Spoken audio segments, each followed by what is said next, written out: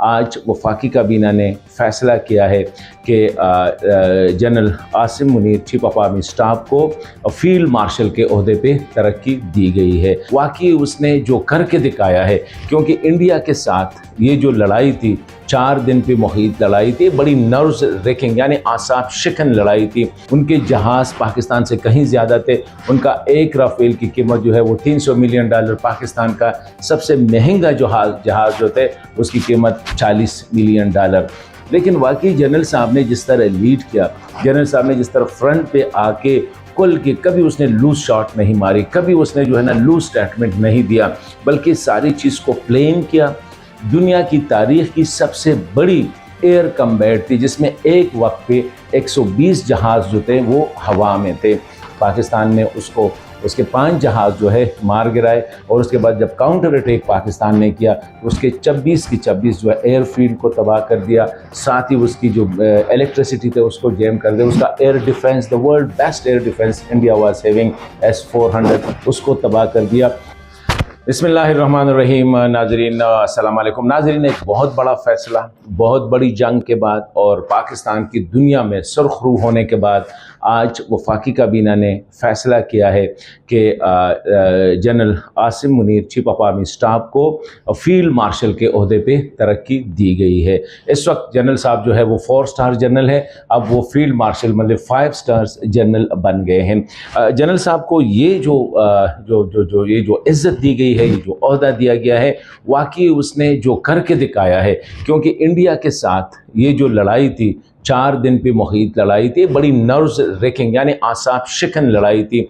और इससे पहले जितने भी तज्ज़िये हो रहे थे, सब इंटरनेशनल नेशनल लेवल पे हर एक यही बात कर रहा था कि इंडिया का मुकाबला पाकिस्तान कर ही नहीं सकता। क्योंकि पाकिस्तान का अगर हम देखें तो उसका जो एयर डिफेंस था वो इतना स्ट्रांग नहीं था जितना इंडिया का था। India was having the world best air defence system. उनके जहाज़ पाकिस्तान से कहीं ज़्यादा थे।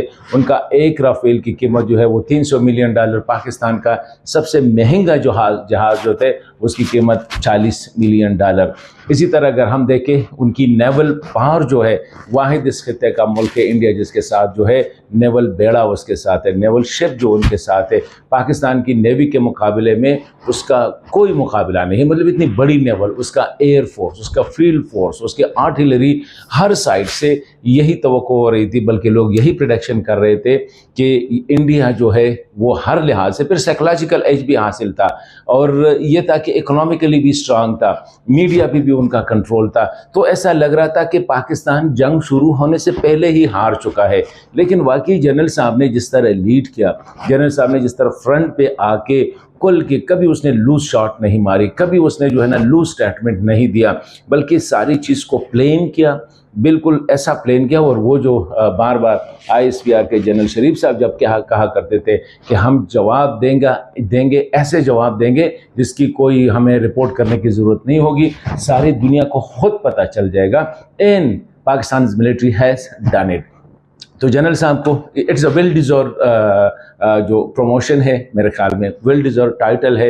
क्योंकि अगर हम देखें 10 मई के बाद पाकिस्तान की स्टेचर दुनिया की उसमें टोटली चेंज हो गई है। आज तक जितने भी मिलिट्री जर्नल्स है, फौजी मैगजीन है, उसमें अभी तक पाकिस्तान की ये जो कारनामा है इस पर अभी तक डिस्कशन हो रही है। क्योंकि ये दुनिया की तारीख की सबसे बड़ी एयर कम्बैट थी, जिसमें एक वक्त पे 120 जहाज़ जो थे वो हवा में थे। मतलब एक 70-75 इंडिया के, और ये द रेस्ट जो है 40 या 30 प्लस जो है ये पाकिस्तान के थे। और अल्लाह के फजल से और बेहतरीन प्लानिंग और स्ट्रेटजी की वजह से पाकिस्तान ने उसके 5 जहाज़ जो है मार गिराए, और उसके बाद जब काउंटर अटैक पाकिस्तान ने किया तो उसके 26 की 26 जो है एयरफील्ड को तबाह कर दिया। साथ ही उसकी जो इलेक्ट्रिसिटी थे उसको जैम कर दिया। उसका air defence, the world best air defence India was having, S-400, उसको तबाह कर दिया।